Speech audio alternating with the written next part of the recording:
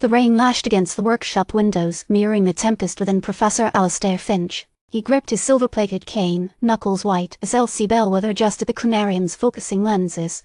The air hummed with the familiar thrum of temporal energy, a sound that had once brought him solace, now filled him with dread. "Are you certain, Professor? The energy signature is unstable," Elsie said, her voice tight with concern. "I'll be brief." "Elsie," Finch rasped, his gaze fixed on the swirling vortex of light within the device. "He's been trying to capture a memory, a simple picnic in Oakhaven with his late wife, Elena, and his sister Beatrice.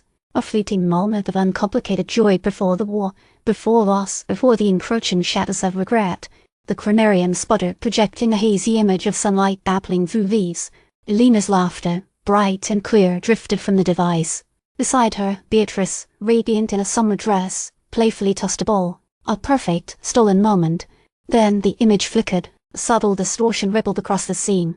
A figure appeared in the periphery, a gaunt silhouette lurking just beyond the picnic blanket. It was gone in an instant, but Finch saw it. He felt it, a cold wave of psychic energy that sent a shiver down his spine. "Professor, you're pale," Elsie observed, her hand instinctively reaching for his arm. Did you see that?" Finch whispered, his voice trembling. Elsie replayed the recording. "I didn't notice anything unusual, Professor. The image is slightly fragmented, perhaps due to the recent energy fluctuations." "Fragmented? That wasn't fragmentation, Elsie. That was interference. Someone or something was present in that memory. He's obsessed with revisiting these memories, but the more he delves, the more tainted they become. The Chronarium, initially intended as a tool for solace, seemed to be attracting something sinister. Blackwood's research, his obsessive pursuit of temporal manipulation, it all felt connected. The crystalline shard was a miscalculation," Finch muttered, referring to the shard of temporal energy used as a key component of the Chronarium. Blackwood warned of attracting unwanted attention. He ordered Elsie to access Blackwood's archived notes.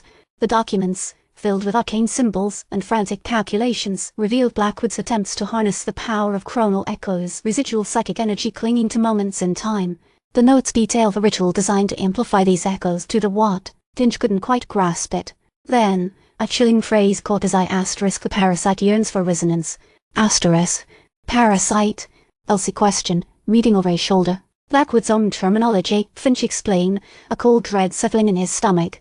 He believed that manipulating time could attract something, a being that feeds on memories, on emotions, a temporal parasite. Suddenly the lights flickered violently. The Chronarium began to resonate with an unnatural frequency. A shimmering rift appeared within the device's projection field, revealing a glimpse of a landscape utterly alien. Towering structures of obsidian and chrome pierced a sky choked with metallic clouds. Geometric patterns, complex and unsettling, pulsed with an internal light. "Professor, the temporal integrity field is collapsing," Elsie cried, desperately trying to stabilize the Chronarium. "Shut it down, Elsie. Shut it down now," Finch yelled, shielding his eyes from the blinding light. The rift snapped shut with a deafening crack, plunging the workshop back into darkness.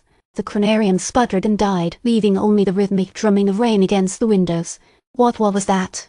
Elsie stammered, her voice trembling. "A warning, Elsie," Finch replied, his gaze distant and haunted. "A glimpse of what we're dealing with. Blackwood wasn't just experimenting with time. He was opening a door, and something is trying to come through." He remembered a passage from Blackwood's notes, a frantic, almost incoherent warning. "The resonance is growing. They are drawn to the strongest echoes, to the moments of greatest joy and deepest sorrow.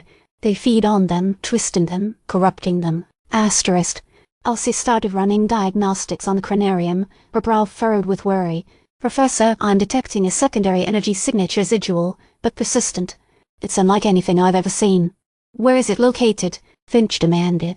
It's embedded within the memory sequence of your picnic in Oakhaven, Professor, intertwined with Elena and Beatrice's images. It's growing." Finch felt a chill crawl down his spine. The image of Beatrice laughing, Elena's gentle smile, corrupted, tainted by this alien presence.